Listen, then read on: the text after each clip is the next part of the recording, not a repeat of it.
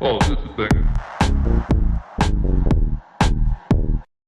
Hello, everyone. Welcome back to the FPL Banger Show. My name is Siva, joined by Sam. 24 hours, give or take, Sam, until Game Week 1. Is that draft locked in? I don't know. I would like to think so, but we all know how it goes. Probably about 20 other possible drafts, or if not drafts, at least opening up the FPL page, tinkering, what if I take out this guy, save 0.5, who can I bring in? So,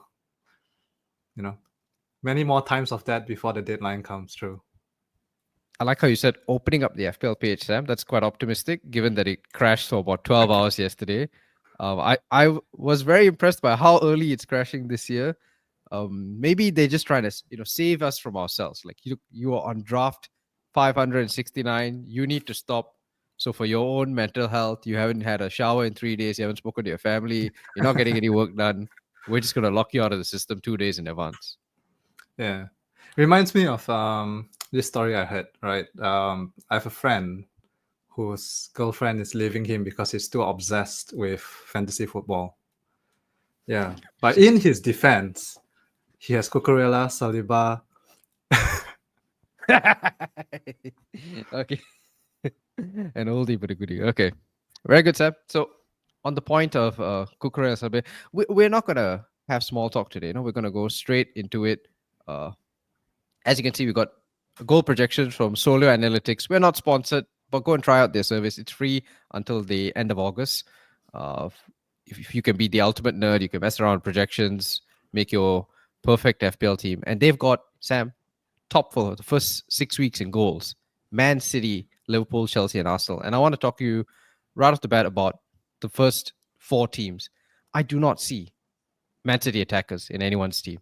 I don't see Liverpool attackers, apart from maybe Wirtz and Salah, obviously. I don't see many Chelsea attackers in the Twitter template. Outside of it, I mean, Palmer. okay.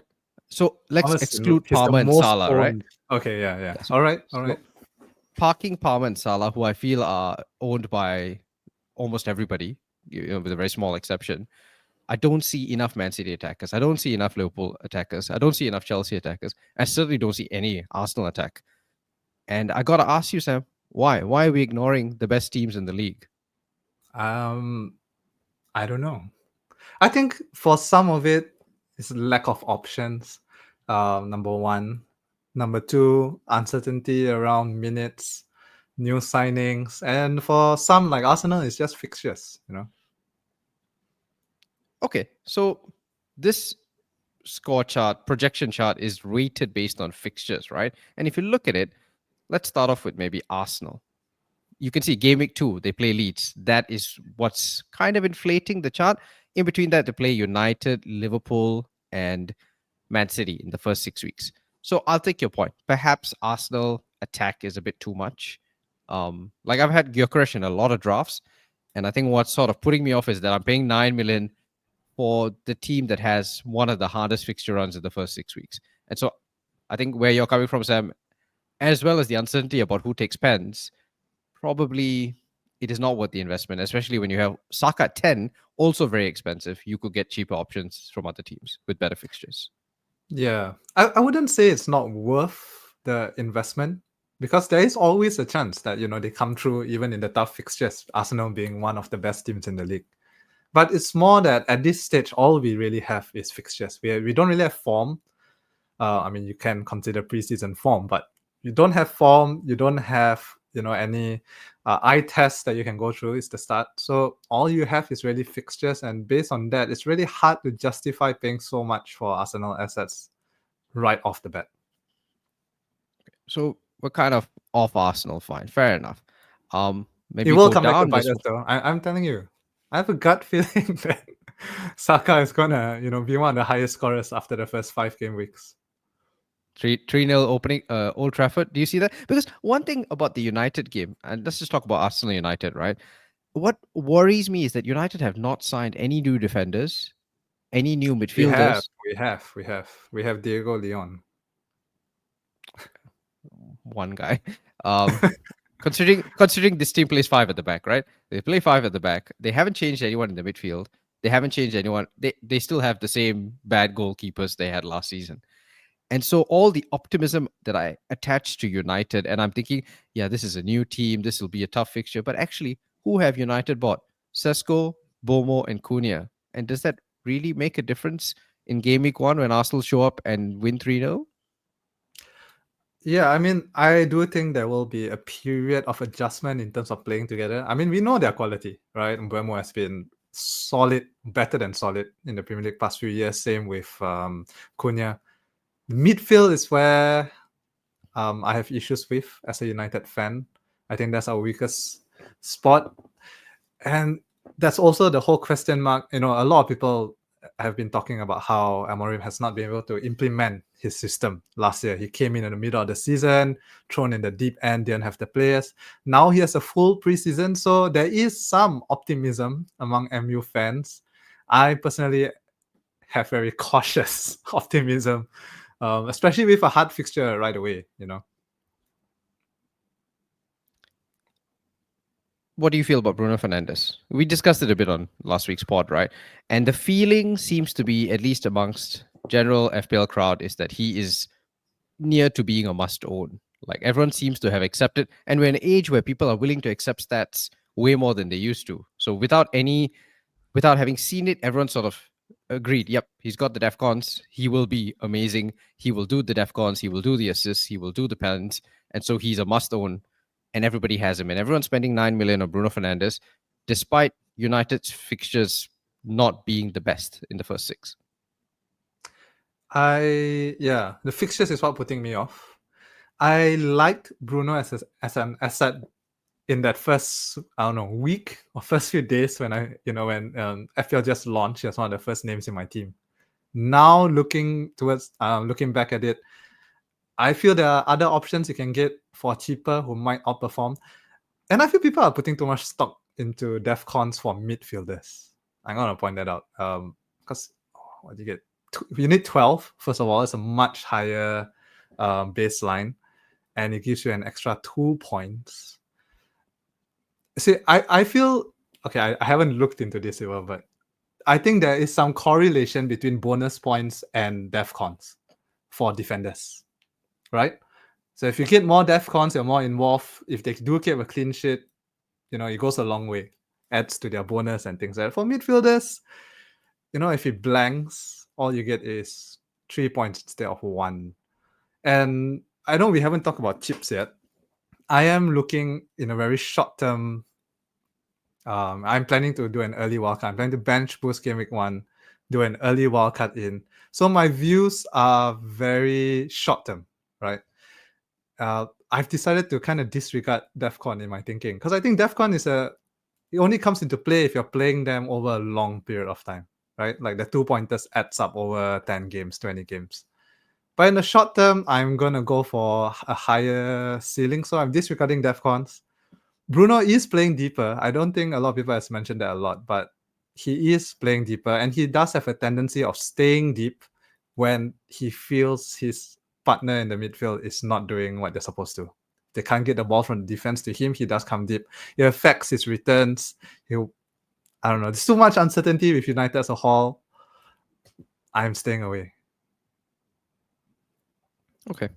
I think it's fair. I'm also probably not going with Bruno, whilst being very scared, because just that the engaged, smarter people than me who look at all these numbers have decided Bruno's must own.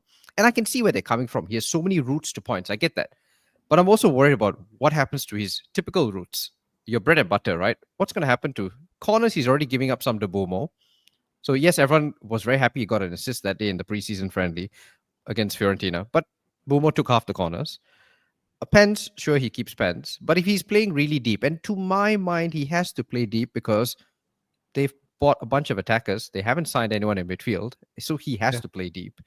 And I'm not really keen on just betting on DEFCONs, because Bruno last season got DEFCONs 11 times. If you're not sure what DEFCONs are, basically, this is the extra 2 points you get for making at least 12 defensive contributions, clearances, blocks, for interceptions. midfielders, For midfielders. For defenders, the threshold is 10. So you get 2 extra points. Bruno hit that threshold 11 times last season. Now, those circumstances to me seem quite unique because United had, by all accounts, like one of their worst seasons ever. So I don't know. I kind of need to see how this plays out. And I feel there are enough midfield options in and around that price range that I'm okay to go without Bruno for the first few weeks. Yeah. And I think there's also the fact that the pie might be shared, or not might, will be shared more. I mean, more goals, sure, it's a bigger pie. But in previous seasons, he's pretty much our only consistent goal scorer. Now, there's Cunha, there's Buemo. Things may change, he may get more assists, leaving them to score. And do you want to pay 9 million for someone who just gets assists?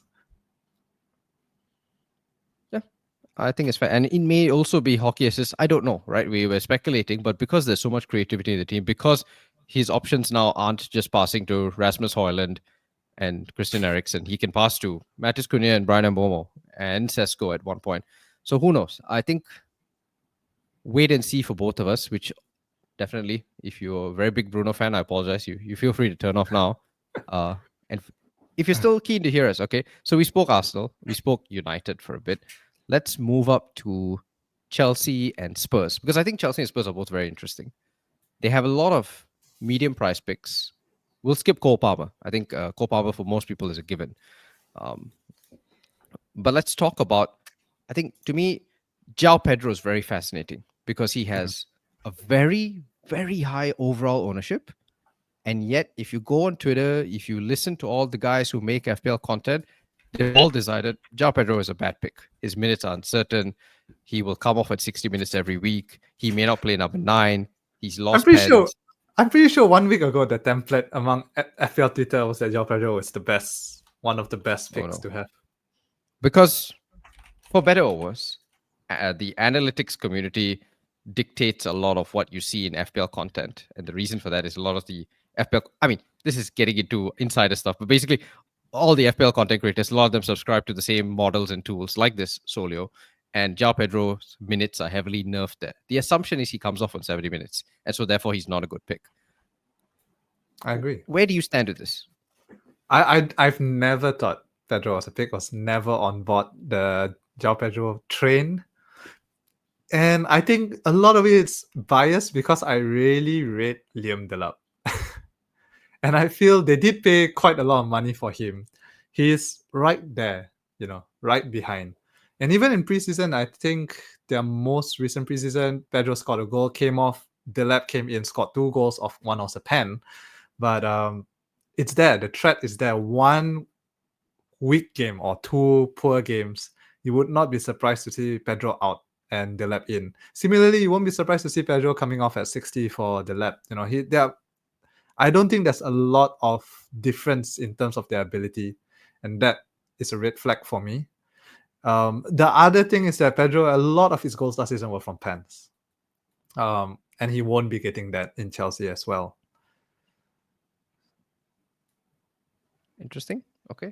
I'm going to say that a week ago I was with you, Sam, but as of today, I have sort of shifted. And there are a couple of reasons for this. Now, one, João Pedro is 7.5 million. As we start off today, I don't like any of the other 7.5 million forwards that he's competing with, or even below that range. We'll run through them. Solanke, don't know if he starts. He came on as a sub yesterday in the Super Cup final. Mateta, obviously very good in the Community Shield, and everyone is now going to Mateta because he took the pens and he looked really good. But Eze is apparently being sold. Palace already have tough fixtures. They are now in the Conference League. So Mateta is going to have to play 2 games a week and also may just lose like the guy who basically is the conductor of the entire Palace team, right? And orchestra can't play without a conductor, as you know. True. Chris Wood. Although, sorry, back on just a little bit on Mateta. With Eze leaving, that should mean that he's nil on pens now. So that's the plus for him. But at the same time, the minus is that you would expect goal scoring chances to drop and creativity as a whole. Because like you said, Eze is a baller and the heartbeat of the team. Yeah, exactly. So me, like pens are really nice, right? But you can ask, like, there are some teams that go an entire season and don't get pens. I'm an Arsenal fan. So this is or I think sometimes an over-reliance on it. Chris Wood, Forrest has got 1 goal the entire preseason and were already slowing down. You go down, Evan Nilsson, I don't like the Game Week 1 fixture. I could point to, I could keep going, right? Strand Larson, Wolves are awful. They've lost Cunha. The Brentford guy, don't know if he starts Thiago because they're trying to sign more people. You're not going to take an Everton forward. Raul Jimenez at Fulham looks great, but then there's planning to sign Mehdi Taremi from Inter. Oh, Everybody's got, it's not aware. yeah, interesting. But again, everyone's got issues at 7.5 and below. And João Pedro just fits so nicely. He's a nice price point. Okay, I'll take the risk of 70 minutes, sure. But he's looked amazing so far, like grass eye test, whatever you want to call it, right? He came straight in, he started scoring, like he scored in his debut in the Club World Cup. Yeah. And he says that he's up to speed. Like he was talking about it. He had an interview this week and he said, I was training because I came straight back after the final because I had my break. Now, if you think about it, João Pedro was signed halfway through the Club World Cup. So he was on holiday. He's already had his break. He feels rested. And something about it, Chelsea have got great fixtures. They've still got momentum from the Club World Cup. They didn't have a full preseason, but I think that means they start off fresher and they start off stronger because they are already they've been playing. They're ready to go. It feels like 7.5 million. mid-season for them, basically. It does. Like there's going to be burnout some point. Maybe during Christmas, they just completely crash and burn. But then again, they've got 100 players, so they can rotate. I just feel like something is clicking at Chelsea. The vibes are there. And 7.5 million, do I really want to go against a 57% owned guy because I think, Liam Delap, like, so what? The guy whose dad was good at throw-ins is going to somehow displace this Brazilian wonder kid. Fair. I think so. Liam Delap is a British wonder kid. I mean, you make good points, but I do think there is a threat. Now, it is a threat. It's not it's not a certainty that it will happen. And I'm happy with the strikers I have, I guess. No need. But if someone is looking for 7.5 and don't like the other options, Pedro looks good. And extremely high ownership as well. So it's you are mitigating risks. Like if it doesn't work out, that's fine. You know what I mean? Yeah, and a lot of people will hate that you take ownership into account, but I think that sort of mitigates the risk of how bad a pick he can be. If everybody has this guy, and he's low ownership, he's not high, so you're not spending a lot of your budget on him. I think 7.5, there's so many options. Hopefully, as the season progresses, that will emerge. Like I think Dominic Solanke in a few weeks will be very good.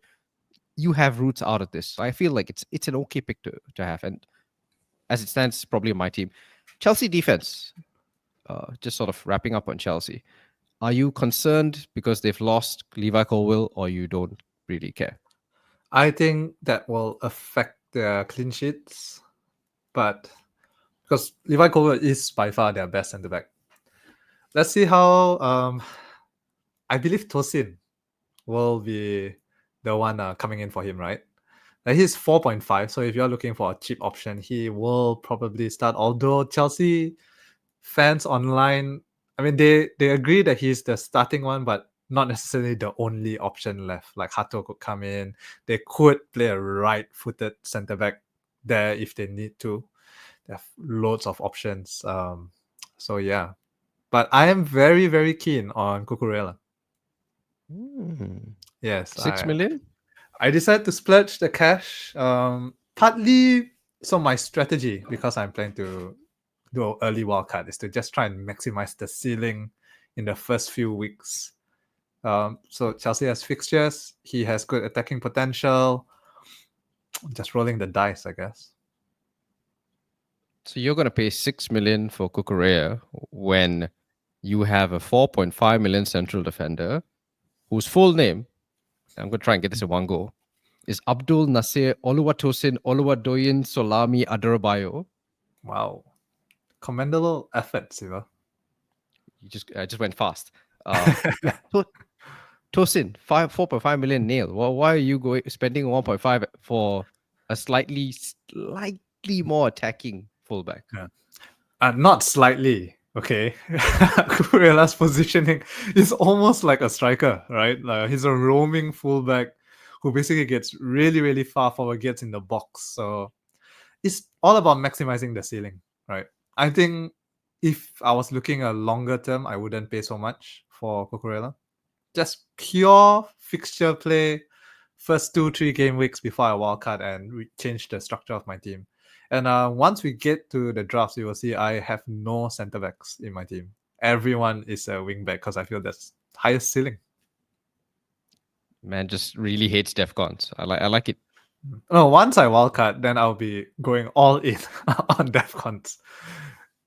Yeah, it's just for these first few weeks, ceiling. I will It's say all that about the ceiling. for DEFCONs, I had Tarkowski in like all my drafts, so sort of as an aside. But because of Branthwaite picking up an injury yesterday, he sort of moved away. And I do wonder whether, as we get closer to the deadline, this maybe not overemphasis, but like you say, right, we're all sort of obsessed with DEFCONs. Maybe we sort of move away from that as we get closer to the deadline, just because some of these big teams. And let's come to Spurs now. Spurs. I was very, very impressed with the Super Cup yesterday. Like, okay, yes, they didn't win. And yes, they turned back into Spurs in the last 10 minutes.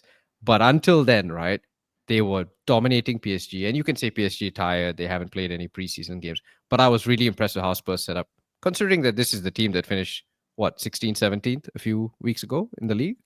17th, yeah. So are you looking at Van de Ven, Christian Romero, Pedro Porro on set pieces? Well, I did give a hint just a minute ago that I have no center backs in my team. So I have spent the money and upgraded Van de Ven to Pedro Porro. Again, it's all about the ceiling. I mean, you say that, but Pedro Porro didn't score yesterday, though, Sam. Got an assist. Nicky Van de Ven and Christian Romero scoring. I mean, triple Spurs defense. Oh, that's a bit too Burnley much. game week 1.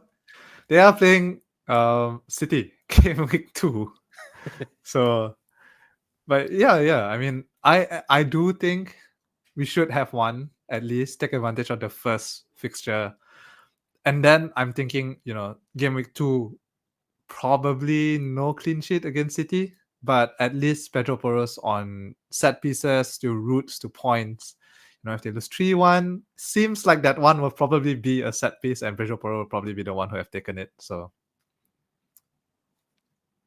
Moving into midfield, because I think attackers, unfortunately, Spurs, because of the uncertainty with Solanke starting, it's probably a no-go. But in midfield, Kudus, I thought, looked amazing yesterday. And I think it's one of those, like, if you watch the game, you'd have seen how Kudus did, but obviously it doesn't show up in terms of goals and assists. I thought Kudus looked really good and also took a lot of the set pieces. And Pap Matassa, 5 million, 16 DEFCONs yesterday. still He's 2 playing points. as a number 10. He could have 12, he could have 16, he could have 20. But yeah, I get your point. He looks good. 5 mil. He's in my team. Now, it's only because I have a short-term look on things, right? So they are planning to sign Eze, apparently. Might be done by the time this podcast is out. But anyway, which means he probably loses his place as an AM. Doesn't matter to me. I'm planning to bench boost game week 1, and then he's on my bench game week 2, 3 until I wildcard out. At 5 mil, it's okay to be on the bench. So I'm okay taking the risk. The rest of you guys who are not playing early wildcard, there's that chance. You're basically getting him for game week 1, and then after that, he'll probably be on your bench. He might lose his place, might drop in value, all that kind of things. So just be aware of that. I like it. I like this Pop Metastar pick. I'm just like you, Sam. I'm just a bit worried what happens to him long term. But yeah, if you're bench boosting gaming 1, aggressive, 5 million. Like if you never play him again, I don't think you'll lose sleep over it. Kudus, I like Kudus. I think I like Kudus. yeah. I'm very impressed. I had Brandon Johnson in my team as a placeholder for whichever Spurs meet looks the best after preseason. He did not play at all, which could be a good sign, could be bad. It's a bad sign. I mean, they do say that they will probably play a different formation, right? Weaker teams against stronger teams. So stronger teams, they play with a back three, which is what they did against PSG. In which case, they do not need 2 wingers. They play Kudus up top together with Richarlison. Once they are against Burnley, then they go back to a more traditional formation in which probably Kudus on the right, and people are expecting Brandon Johnson to be on the left because Matisse Telles played horribly when he came on. But then you have that. So he might play game week 1, and he did not come on. So you could see it as, they're keeping him fresh for game week 1 because it's only 3 days away. Might play game week 1, might be benched game week 2. So it's tough. I feel like he will do well when he plays, but there will be a lot of games he doesn't play. You're talking about Brandon Johnson, right? Yeah, like his points per minute will be good because when he plays, he'll probably do well, and he will be against weaker teams. But there will be many game weeks where he does not play or does not Which is start why at least. I think Kudus looks really interesting because it seems like Kudus is already doing the Brian Mbomo role for Thomas Frank. Like he played up front yesterday. I think logic suggests he's going to play on the wing or the weekend, and he's going to be that guy who's flexible, can move around for Frank, get some set pieces. 6.5 million is a very reasonable price for a Spurs attacker. Yeah, I think so. I think it's cheap. I think he could have been priced 7 together with the other Spurs mids. Definitely, on par with Brandon Johnson at least. So he's in my team. Yeah, I have Kudus. How many people do you have? Okay, no, you got Kudus, bench boost. Sarr, and I do have bench boost. So Kudus, Sarr, and Porro. That's my 3 Spurs players. Okay, so as we progress, we'll figure out your whole team before you even show it. Okay, let's probably. Let's wrap up with the main teams here, I think. We're not going to spend too much time discussing the smaller teams, but you'll see them in some of our picks. City and Liverpool. And I'm really fascinated by this because as far as I can see, a lot of people just have Salah, maybe Wirtz, and that's it. They have no City and they have nobody else from Liverpool. To me, that's kind of crazy because game week 1, Bournemouth at home Friday night under the lights. There have only been 4 9-0 wins in the Premier League. 25% of them involved Liverpool and Bournemouth. Okay. 25% of them took place on a Friday night. I think about Leicester, obviously, against Southampton. The stars are aligning. How can the stars not be aligning? Arne Slot has gone out. He spent all his money, and seemingly they've got infinite money now. He's done that infinite money glitch, and they've bought all the attackers. Sure, they didn't beat Palace, right? But Palace didn't lose their entire team over the summer. They didn't have to reconstruct the entire defense. Bournemouth did. How are we not going triple Liverpool attack?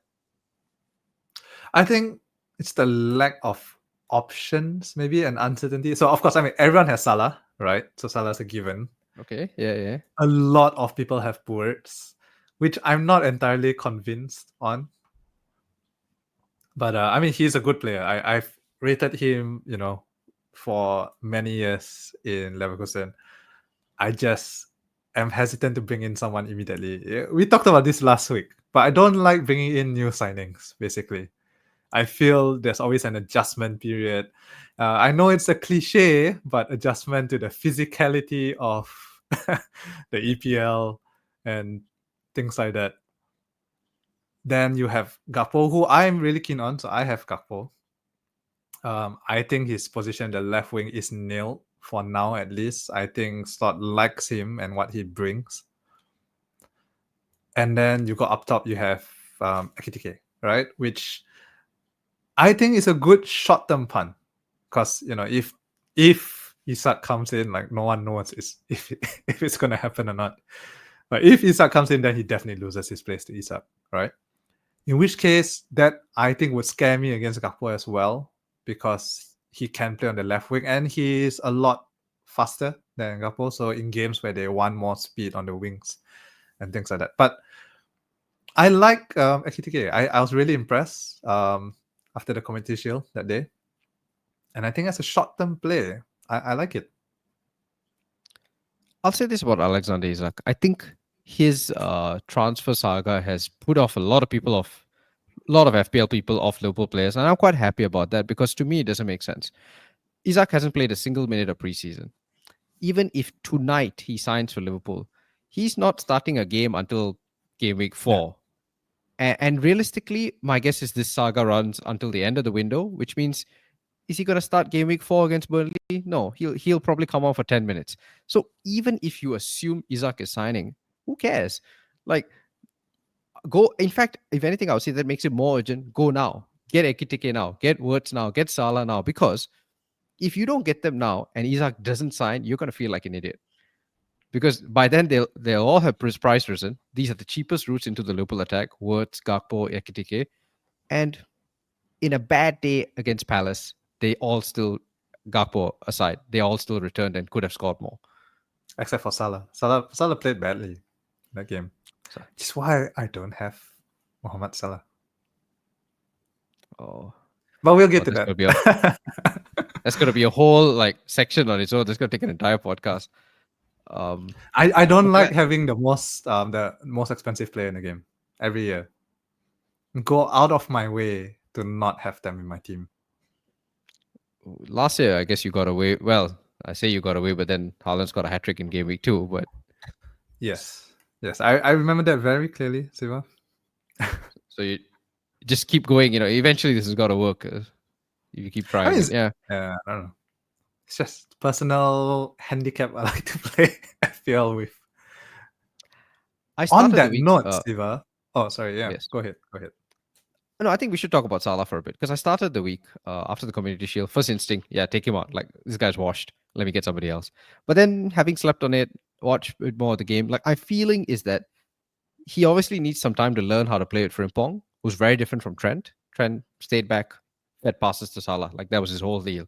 And Frimpong is 180. Like, he's a completely different player. Bombs forward. Typical, sort of your traditional fullback.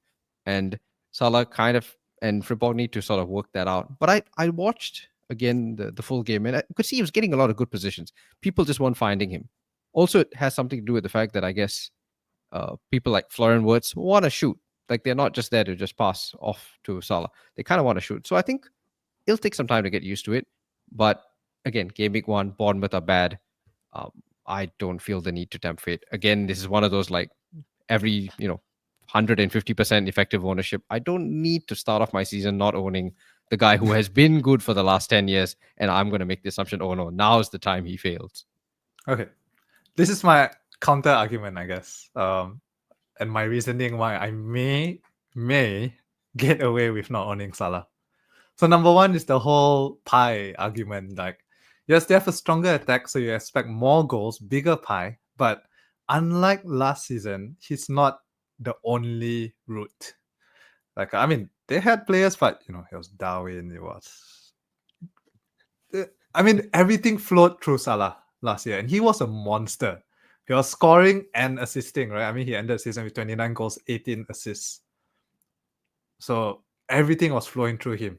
Talisman in a big team, taking every pen, So yeah, 3-4-4. If he repeats that this year, definitely worth 14.5 mil, right?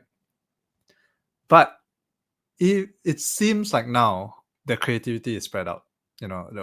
They're not, everything's not flowing through Salah alone. It's going through Wirtz, it's going through Gakoo, Frimpong's overlapping. So they have so many options. Therefore, I think it's reasonable to expect that his share of the pie will shrink this year. And I don't know how much stock you can put into just one preseason game, right? But in the Community Shield, you could kind of see that happening, right? Not everything was going through Salah. They were bypassing him a lot. In fact, he found himself very isolated at times.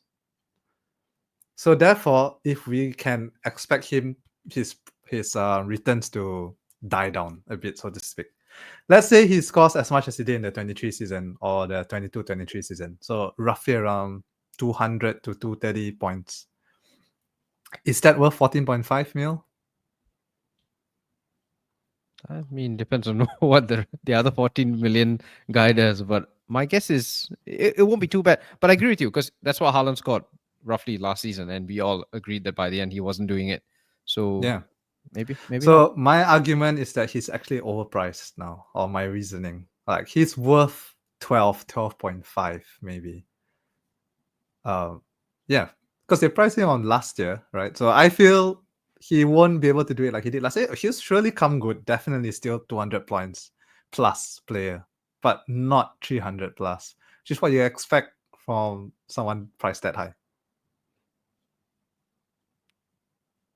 I'm not going to say fair enough because I don't agree, but I'm gonna just leave that sort of silence and then let's revisit this tomorrow night. Who knows? You And may be on. I think people are overstating Bournemouth's decline or whatever it is you want to call it. Yes, I mean they've lost 3 of their 4, starting backline and stuff, but they've brought in some good players. I think Adrian Truffert is really good, and really, really attacking. At 4.5, I mean, no one's going to get him game week 1. But once the fixtures turn, game week 2 maybe onwards, I think he will look really good actually. I guess my fairly sort of noob, grass theory is that it's okay for attackers to be new because attackers sort of work out and improvise as the game goes along. But when you introduce three new defenders and a keeper, you kind of need some level of familiarity. Like that's why you look at the Arsenal defense, like they all know who's going to do what. And I just wonder if game week 1 feels like a bit early for Bournemouth, and also just how they started under Iraola when he first came in as well, right? A lot of new players. It took him time to sort of get his system in order. Either way, I think one last thing about Salah, this thing about not being involved. I would recommend you go watch. There's this channel, Adam Cleary's football channel, and he does like analysis on every big game. And so he did one on the Community Shield. Salah had half the number of average touches he usually has. He had about 22 touches. Usually goes nearer to 50. The thought process is that they're trying to make Salah a bit more like Haaland, like a number 9. Like Frimpong runs down, Salah has space to go in the middle, and Salah just has to shoot. That's all he does. Because the idea is he's getting older, he shouldn't have to dribble past people so much. He should be able to save his energy. So the idea makes sense. May not have worked against Palace, but I'm willing to see where we go with it before I just dismiss him out of hand. And also the fixtures, to me, at least game week 1, and even beyond that, pretty decent fixtures, I think, for Salah. Newcastle, uncertainties. Lewis Hall's just back from injury. So I feel I'm okay to just start off with Salah. Fair. I think it's fair, right? Those are all very fair points. You don't have to concede them. Let's come to Man City before we go into our drafts. On that note, Siva, so I don't have Salah because he's the most expensive asset in the game. But guess who is no longer the most expensive asset in the game, in which I can finally own him? Oh no, no I way! I have Erling Haaland in my team. I didn't own him the whole of last season, and the season before even. I feel like I kind of went without Haaland as well. So I think it could be my first time having Haaland in my team in like 2 years. Feels weird. Feels good. This is This very troubling. This is like that time when they open the briefcase and the name on the contract, it's McMahon, but it's not Vince, it's Shane. Like you've got this, like you've built this up. How can you even own a 14 million? You just told me, not worth the money, overpriced. You just gave me this 20-minute lesson about Salah. How do you have Haaland? There's one big thing that drove me towards Haaland, which is the fact that Haaland is considered a differential right now. And I'm like, I got to jump on this, man. Before he becomes mainstream, everyone started bringing him in which I have to transfer him out then. So, it seems like no one is bringing Haaland in these first few weeks. I'll take it. And really good fixtures and his record against his team. I know you don't put stock in that kind of thing. I'm just, perhaps it's copium, just trying to make it feel better for myself. But I feel, no one has Haaland. I think that's a mistake for everyone. Mistake in a sense, but at the same time, it's unavoidable because of the way FPL has priced players this year. It's really, really hard to fit everyone you want in. So just if I don't have Salah and I have so much money, not having Salah, might as well spend some of it. Plus, striker options are dire, as we've already covered. Okay. That's I think a reasonable approach. If you're not gonna have Salah, having Haaland is fine. And also it means that if you ever want to get Salah, it's a much easier swap than if you spread the cash around. What about the rest of the City attackers? Like Marmoush, Reijnders, Ait Nouri. I mean, we've got this quote on the screen from Pep. He's impressed by Ait Nouri. He loves coming inside. He's a great number 10. And Reijnders can do the Rodri role, but is good at breaking lines of pressure. Wait, did he just say Ait Nouri is a great number 10? I think he's been slightly quoted out of context. I think that or lost in translation. I think what he means to say is that Ait Nouri is good at getting into the spaces where the number 10 is and doing number 10 stuff. I mean, everybody's a number 10 in Pep's team, right? So apart from Haaland. Until Game Week 1 rolls along and Reijnders is bench and you see Ait Nouri playing up there. Okay, so let's talk about Reijnders and Aït-Nouri for a sec, right? Because again, let's go back to these fixtures. City are ranked top 4 goal projections, and then clean sheet projections, also from Solio, they're ranked third. So why isn't Aït-Nouri in everyone's team? Why isn't Reijnders under more consideration, given that he's coming off a season where he scored what 10 goals for AC Milan? I am just not willing to play the Pep roulette this year, which is why I went for Haaland, the most secured of all the attackers. And yeah, so okay, let's take Reijnders for one, right? Everyone's expecting him to play kind of that 10 or at least an 8 that bombs forward, right? They have other options. Yes, I know. What's his name? Rodri. Yes. Haven't seen him for so long. I forgot his name. Sorry for the disrespect. But yeah, Rodri's injured. Foden's injured. So that cuts down some of the competition. Kovacic is injured as well. He could play deeper, though. I think that's a possibility. Turkey could come in towards the midfield, which he has, in previous seasons. Everyone's expecting him to play on the wing, but in his career, he does play a lot in the middle, right? Kind of a versatile player. So then, is Turkey a good option? I don't know, right? Savinho's leaving, but they still have Marmoush. They still have Doku is still there. Bob. I know people might laugh when they suggest Bob, but I honestly don't think it's beyond Pep to play someone who has been in the team longer, who has trained longer, and they understand his system better, right? Echeverry is there. There's just so many uncertainty. If I knew Reijnders was going to start every week, he would be my team. At 5.5, I think it's a steal. But I don't know. It's too much uncertainty for me, and I'm just not willing to play the roulette at this stage. So here's my counterpoint, right? As you mentioned, Rodri's out and won't be back until probably at least the first international break. So that's game week 4. Reijnders is probably one of the few, maybe along with Nico Gonzalez, who can play deeper. Reijnders has the flexibility to move up the pitch. To me, he's got all the sort of facets of the Gundogan 2.0. He's cheap. He's 5.5. He's competing with who's he competing with at 5.5 in midfield? Elliot Anderson, okay, fine, DEFCONs.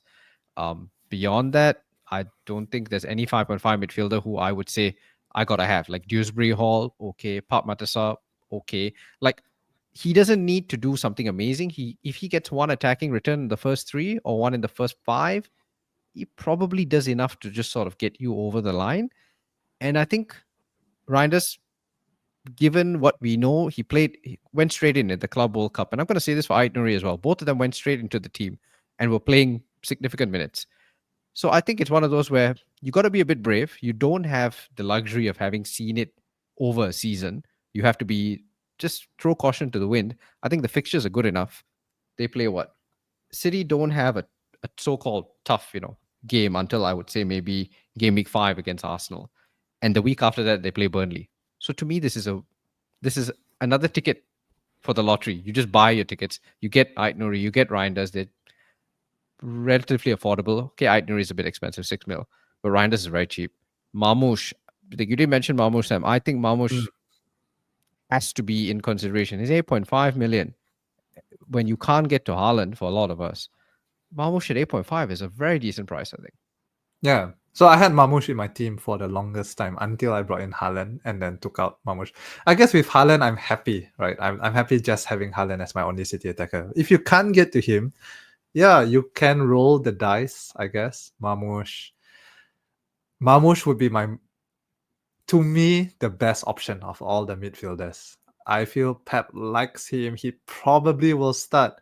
But I also think we have a bit of recency bias because last season the Pep roulette wasn't as strong as it usually is. And even then, like, how many times did we think Savinho was going, surely he will start this week because last week he had 2 assists just to be benched like 3 games. So I don't know. I think there's too much. You have too much optimism, Siva, in your ability to predict Pep's lineup. Short-term memory loss. I think I've sort of forgotten how bad it was. But yeah, I think that leaves us with City because I think 40 minutes in, let's get straight to draft, Sam. And the reason why I was trying to hype Man City up so much is because this is my draft as of today morning. And so I've thrown out the bench boost, gave it a lot of thought, but I can't make it work in a way that satisfies me. It takes, and I realized that I kept telling myself, maybe 2.5 million on the bench. It's not that big a deal. But then once I started building my team, the team that I wanted, 2.5 million on the bench is quite a lot. So started from scratch. Bob Sanchez in goal. I don't think that's going to change. I recognize that Chelsea might have some injuries, but I just think the fixtures are good. I honestly, I don't trust any of these keepers, so I think Sanchez is fine for 5 million. My defense is Van de Ven. Love the goal, so I don't mind 4.5 million. Pedro Porro, we discussed. Reijnders Nuri. I'm going to have some fun. It's Wolves. It's his old team game week 1. I don't see why Pep needs to play his 5 centre backs. Like, I think this is the one game where he can just, let me just play all my fun picks. I've got Marmoush and Reijnders. I'm going to get my haul from one of these 3 guys. Or I will get 3 1-pointers. But either way, go hard or go home. Palmer, João Pedro, or as we discussed, Gakpo, Salah, Ekitike. Like, just, I want something aggressive. I want to feel. Like, this team makes me feel something. I like it. Yeah, that's the team. I like this, Siva, because it has a really high ceiling, but also really low floor. Like, you're basically putting all your eggs into one basket, 4 baskets, basically, because your team is basically comprised of 4 teams, right? So let's say Spurs doesn't keep a clean sheet and none of the defenders do anything. Like, that's it. That's two out of 4 of your. You get what I'm saying? But at the same time, like, if Liverpool go on to smash Bournemouth, you will fly. Same with City, same with Chelsea. So eggs in baskets, reasonable baskets, I would say. Like, you can reasonably expect them to do well. I like it. These are the most expensive, high-end baskets you can get. So for me, I'm fine. Who am I missing out? Bruno. Okay, we discussed. Like, I'm not sold yet. And then what? A Forest defender? Ooh, Nottingham Forest. If you think about it, we're quite bad. For the second half of the season, in the form table, they're 11th for this year. Yeah. So I'm going to take my gamble. Okay, so I don't have Forest defenders and I don't have Bruno. I've got everybody else. Like, who cares about balance at this stage? And I've got a playing bench. A lot of people are going into one playable defender. I've got Joe Rodon, played every single minute for Leeds last season. And Esteve, who was also nailed. And yeah, you say 2 promoted 4 million defenders. But we got DEFCONs. They're going to get 2 points every week. That's what you look at. The goals conceded will probably, so probably a 1-pointer. But they're bench players. And most likely, aside from a few, right? Like Nuri and Reijnders are the highest risk in terms of minutes, right? But most likely all of them get minutes in, so they won't come in.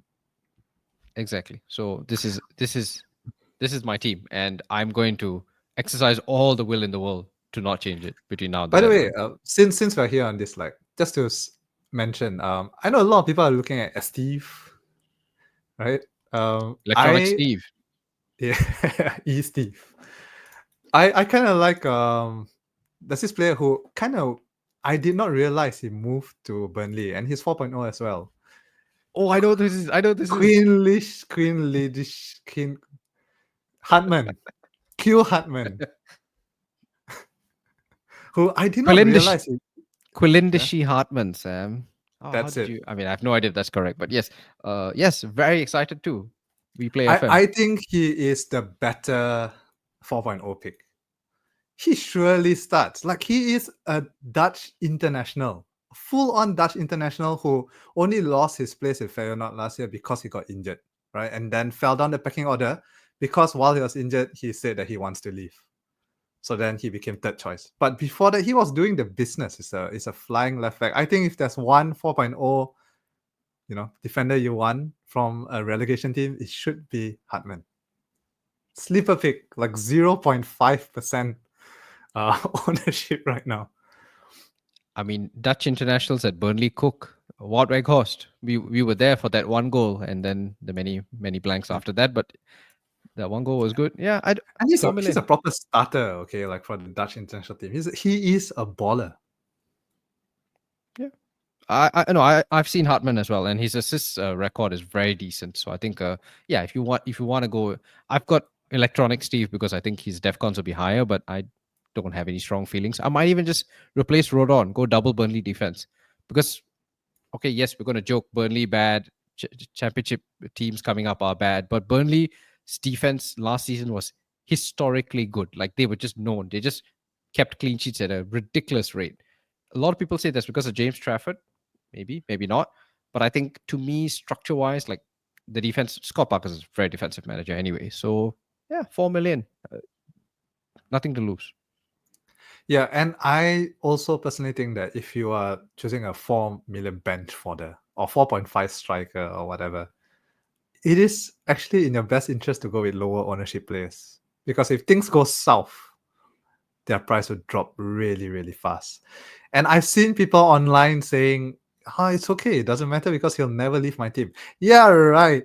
Once the wildcard comes, there's no way you're keeping 3.9 Steve in your team or 3.8 when there is another 4.0 who is starting. You know what I mean? So what you're saying is Mark Guiu's got to go. I think so. If you never intend to play them, go with low ownership. Like forget about players who might play because chances are they get 1 or 2 points anyway. Right? Just go for someone who will get 0, who is red flagged. Ideally, like not even in the Premier League. And the price will be locked. You won't have to deal with, price drops. I will say this: if you are looking for a low ownership player who is not necessarily going to get 0 points, I like Eli Krupi at Bournemouth. He's 1% owned. He's coming off a very decent season for Lorient in Ligue 1. So he's got a lot of goals. And I think he's been playing preseason minutes, reasonable minutes. I think he'll come on for Evan Nilsson quite a bit. Maybe down the line he gets a starting position. If you are scared of Guiu, and I am quite scared of Guiu's ownership, it's already up at 15%. So I can see that drop happening, like you say, Sam. Yeah, Elliot Especially Jr. if it doesn't start in the first week and another 4.5 starts. You can see the casuals just like flying away from Guiu. Yeah, because Krupi had 22 goals in 30 games in Lorient last season, second division of French football. But still, I think that's very reasonable. Yeah. All right. Okay, that's enough of my draft. Nothing can beat it, but let's try, Sam. You've forgotten to activate bench boost. I might add. I will before the deadline starts. Don't worry, Siva. Okay, so why don't you read out the team? I got Sells in defense and Neco Williams. Again, I decided to go for wingbacks, just marginally higher ceiling. And also because I couldn't find another 0.5. I have Cucurella. Again, I already spoke about him. Porro as well. Maxim de Kuiper. Yeah? Yeah. All Brighton, right. Yeah. Belgian international. Belgian. Fulham at home. First fixture, which again I'm going to bench boost, so he comes in and very, very attacking as well. I think a lot of us remember him from Euro World Fantasy, Cup? man. Euro Fantasy, yeah, that's it. So yeah, Verbruggen as my second keeper, again on the bench boost, so kind of banking on Brighton doing well against Fulham. Midfield, Palmer, Gakpo, Kudus, Sarr, and Njai. Who again, I just wanted to cover all the teams playing against newly promoted teams, right? So I just needed to have an Everton attacker there. In attack, I have Haaland, my captain, Fulkrug, who very reluctantly I had to get rid of Bowen, but I still again wanted someone who will play a recently promoted team. And I think the general consensus by West Ham fans is that Fulkrug looks fit again. Like last season was a false start because of his injuries. This is the player they bought. Like he looks sharp at 6 mil. And again, he's going to play game week 1 for me and probably bench after that. So just bench boost play. And finally, Watkins. But I'm thinking, Siva, maybe Watkins to Ekitike. Again, since I am doing an early wildcard, like Isak's coming in does not affect me at all. Like Ekitike is actually the perfect player to bench boost early game week 1, holding game week 2, out in the wild card, maybe if he loses his place game week 3, 4, something like that. So yeah. I gotta say, Sam, this is a really good draft.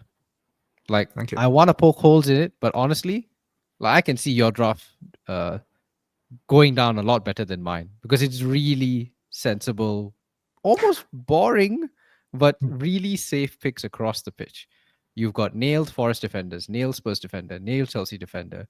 Your midfield, like everybody here starts. Maybe and die at some point, but we're so far off from that. Like Grealish just arrived. Like I wouldn't be Yeah. worried. And I Up think the top, consensus is that Grealish, Njai, and then McNeil will be the starting three.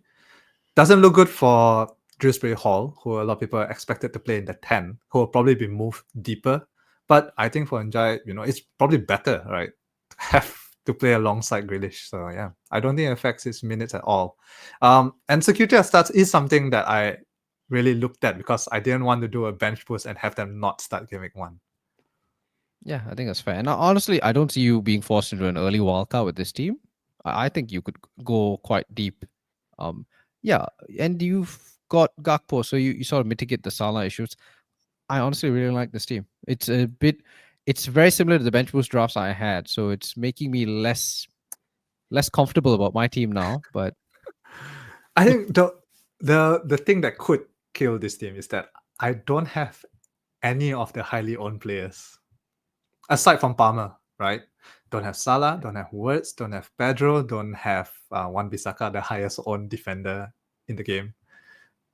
you got Diouf. So I mean, I wouldn't care. I have to, yeah. But I mean, I'm just saying, if these players cook, I'm cooked. I think you've got enough guys who can cook here. Like I don't see any pick here who is outlandish. And the ones who are the more questionable picks are on the bench who don't need to start past game week 1 anyway. So I think it's a very solid team. Very good team, I must say. I will be cheering on Sunderland with all my heart. Yeah, okay. So that's the team. You've seen our drafts. Nothing else, sir? Game week 1, almost there. Yeah, I think this is it, guys. After draft number, I don't know, 586 for most people, thousands maybe for some. We finally here in game week 1. But I just want to say, just keep in mind, it is a marathon, right? Like if you have a bad game week 1, don't cry your heart out. Look towards the next game week, Don't look back in anger. Keep the faith in your players, right? Who can live forever in your squad. And you might see your OR start to slide away. So trust your picks, trust your differentials, and maybe they'll be the one that saves your rank and be a Wonderwall. Oh, very well done, sir. Very well done. Can't top that. Okay, I guess we'll see you next week. Get your green arrows, guys. Bye.